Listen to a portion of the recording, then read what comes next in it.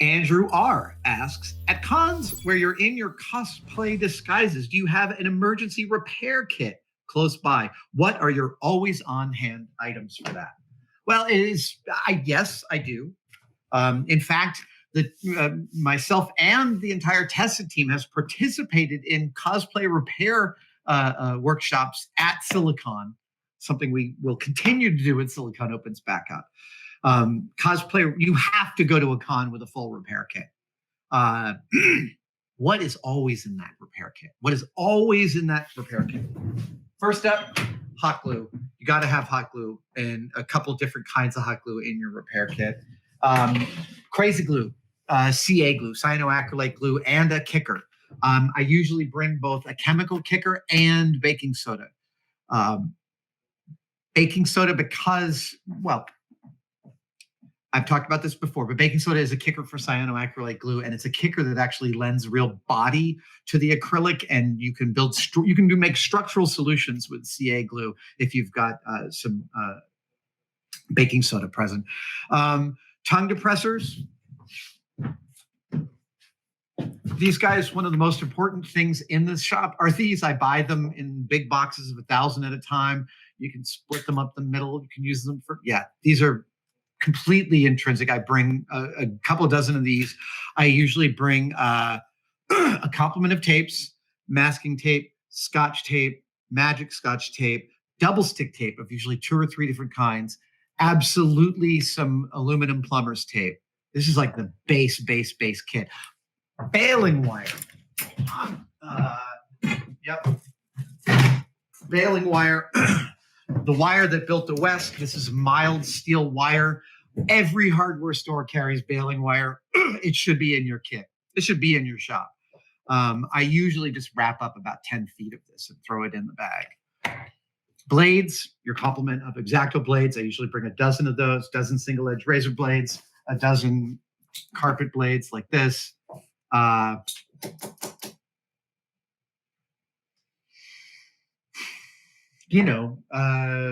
Nippers, needle nose, heavy duty nippers, a good pair of scissors.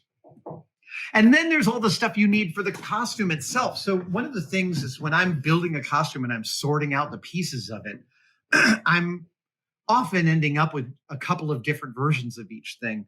So I will also bring all of my extra parts with me to Comic-Con in case something falls off. If my costume has power to it, I'll bring extra batteries, extra wires. I'll bring a bit of a soldering kit. It is really specific, but I think that's a pretty good base list for what I head to a con with. William Van Collenberg says, oh yeah, it's not here. Hold on. It's too hard to get to. William Collenberg says he notices that I have a body double dummy for fitting. It's true. My friends at FBFX, who have made tons of the costumes for the Marvel Universe, including Wonder Woman's. Sorry, she's not in the Marvel Universe. She's in DC. They've done both Marvel and DC. And they have a room in which they can scan human form in a couple of seconds to an incredibly high degree of fidelity. And we did a sequence in that where they showed me. And then a few weeks later, they didn't tell me this. They carved me out of bead foam and sent me the positive. And I've used it to pattern my costumes ever since. But William wants to know, if you didn't have one, how would you go about creating one? And what are the most important measurements?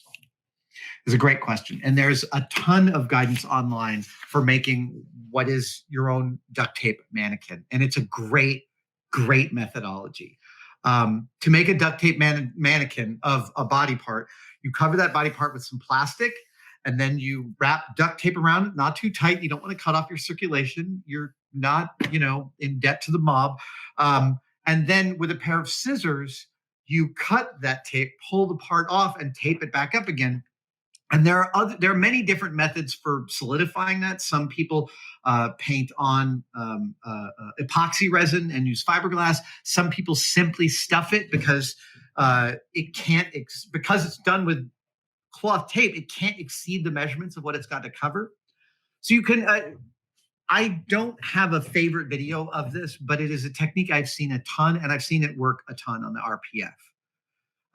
If you are going to do a costume that is a relationship, that has a helmet, armor plate, and armor, you're going to need your whole upper torso. You can do it without that, and I have, but it just means you're going to be putting stuff on and pulling it off, putting it on, pulling it off. Having access to your own measurements in a way that you can really work with and see around is completely vital. Every now and then I go looking for like an old men's dressmaker dummy that I could configure to be my size. And there are lots of new ones, but I have trouble. I've had trouble so far finding a vintage one that is like highly well made. That's what I would like. I would like a male dressmaker's dummy that went down to here and had an adjustable chest for me to be able to pattern on. Like I said, I found tons of those that are new. I know that there's like a vintage one out there that's like nice and robust and will fulfill my cosplay dreams. It just hasn't happened yet. But the relationship, one of the key reasons you want a full torso for patterning something that involves a helmet and chest armor is that relationship between those two things is really, really important. And tiny changes can make huge differences in the final product. I was just patterning out and working with an armor suit, and it took me 4 tries of remounting the hardware between the chest and the helmet to get the relationship until it felt right. And some of that was putting it on a stand in a way that matched me, but a lot of that was putting it just on my body and monitor and seeing it. Oh, wow. So there's an example where the dress dummy that I have didn't even help. Yeah. Duct tape, mannequin. That's your friend. A couple more. All right. Let's see here. There's so many good ones. Gideon says, how much of cosplay to you is the physical aspect and how much is the mental character aspect? That's great.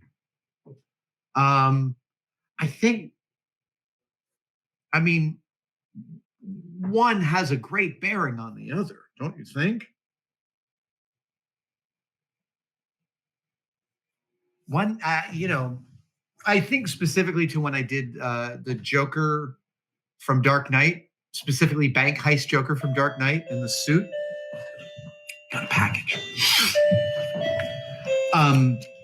My Dark Knight Joker was one in which I worked really hard to kind of get that sort of that way in which Heath Ledger walked. I'm not going to get it anywhere close to right now, but that way in which Heath Ledger sort of walked around being led by his head, the kind of great, almost serpentine way he moves in the film.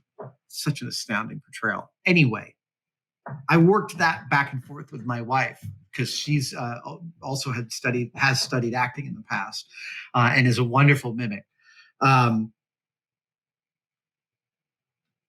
mental character aspect, it's more like I spend time thinking about how the costume feels, about the way in which the costume feels, and the way in which that informs the way the character feels wearing that costume. Deborah Landis is the one that told me that Nelson's real Trafalgar uniform probably pulled his shoulders back like this, that British uniforms were made to keep you in a regal frame physically. Like it is a corset to make you look like you are standing at attention. That is all the character development I need sometimes. Like just that constriction is a real addition to the character.